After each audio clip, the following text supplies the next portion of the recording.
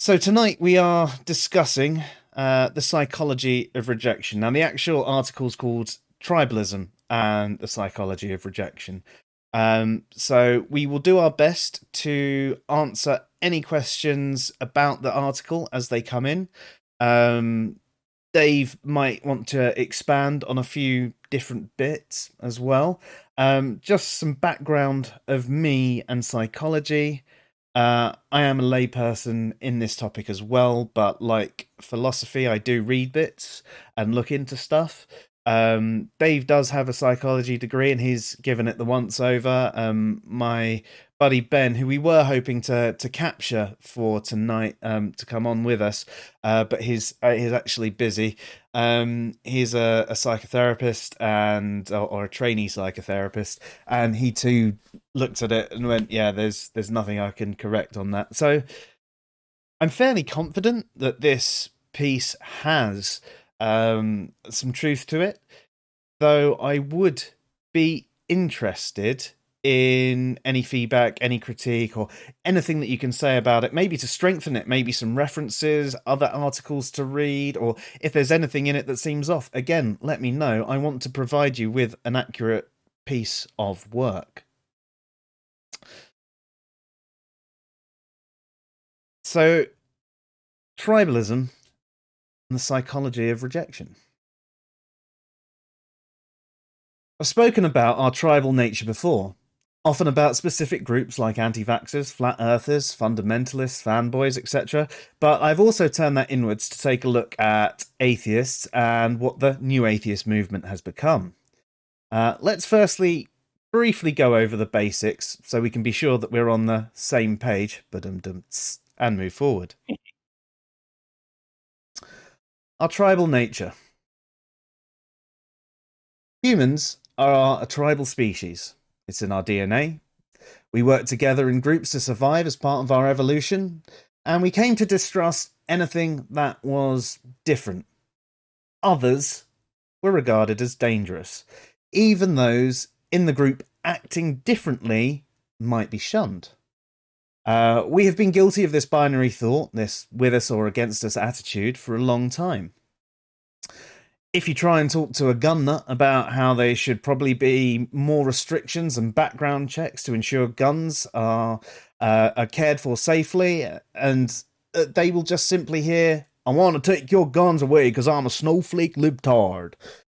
That tends to be the way it goes. I try and explain the burden of proof on a belief position or how morality can be objective to a fellow atheist, and I get called a theist troll, even though I'm just an atheist who's actually looked into these things a little bit more than the average person. As an example. Now, that particular conversation, that basically is what they got to. They found a YouTube video that backed them up, and just then was just like, "Theist troll, wrong, theist troll, you're a theist troll." And if I remember right, didn't the YouTube video not quite back them up either? No, it didn't actually fully back them up. It was talking about the burden of proof on a claim, but it didn't cover the rest of epistemic justification. Yeah. So it's a bit like, okay. Confirmation bias. Yep. I mean, that's what tribalism can lead to, is a great amount of confirmation bias. Yeah, I did. This is a bit of a follow-on article from, like I mentioned at the beginning, called "Confirmation Bias, Fanboys, Fundamentalists, and Our Tribal Nature." And yeah, you do get that sort of thing, and you get it from everyone as well. And I mean, I'm going to address it in the next section, so I won't go too deep into it. But on that as an article, you had conversations where I was having with David Wolf about Ooh. the Earth being flat and the ISS not not actually existing, and it just being a balloon projection system. And I mean, maybe after that, just for after we've covered this article, it'd be quite fun to have a look at a couple of those pictures, because Yeah. yeah. So we can see in school how people are rejected on different parameters, the way they dress, the music they listen to, if they do sport, for example. We can see in communities how people are rejected as well by their religion, the car they drive, their job, their house, what side of town they're on, the colour of their skin, their political alignment, etc. We are terribly guilty of thinking the worst about people who are different from us. We make snap judgments because they vote a certain way that they must be a bigot, or because their parents are from another country, they're not really part of our country and they're going to be lazy, etc. This says to me, as a species, we've still got a lot of growing up to do. However, I feel I've spoken enough about these behaviours before, and we should have a look at the impact of these behaviours. So each snap judgment can be considered a form of rejection. We exclude people based on the parameters above, or outright deny their position because it's different to ours.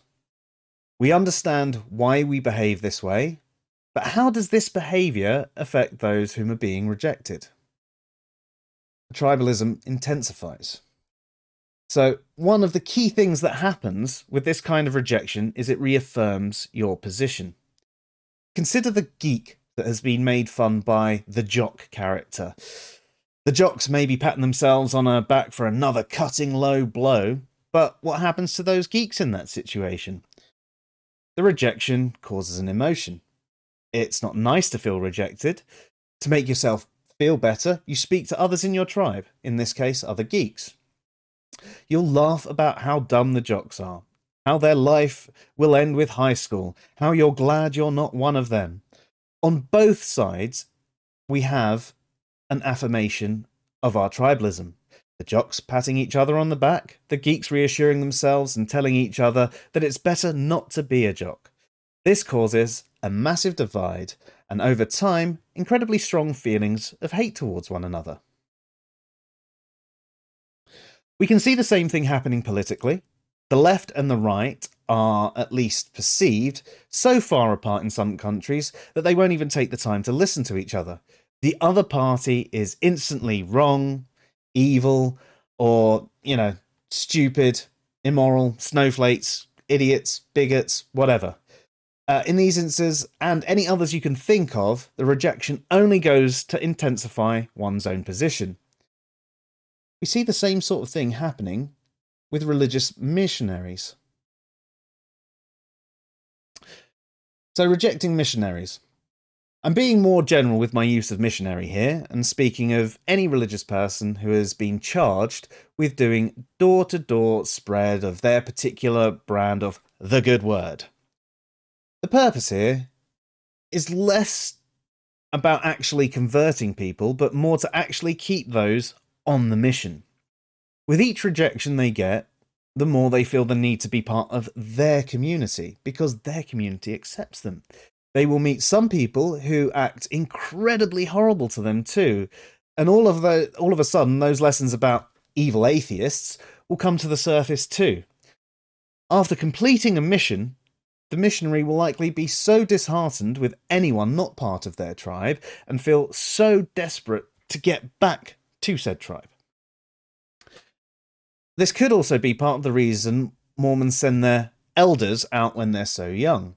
They are reaffirming all their years of indoctrination with a series of harsh rejections before they've had a chance to experience the world. So we should consider our approach. When discussing a topic with someone who's of a completely different position to you, a different approach is warranted. Spraying out your ideas and telling them they're wrong will not work. It will make them feel rejection. It might even make them bite you. Insulting and other forms of aggressive behaviour will also not work. The best thing to do is tell the person you want to understand their position. Ask open questions and let them tell you why they fit there. Try not to put anything about your position in, just ask for clarity on certain bits if needed. Build a bit of a rapport with them so that they realise you're willing to engage in conversation and discuss ideas rather than just another twat looking to fling poo. Take your time, and hopefully they will start asking you questions. If you can have a calm and collected conversation, perhaps you will realize you're not all that different in a number of ways, and only differ on a couple. Maybe one or even both of you might change your mind on a few topics. At the very least, you've prevented one instance of tribalistic affirmation. And always remember, when changing a mind, respect matters. That's one of Dave's articles.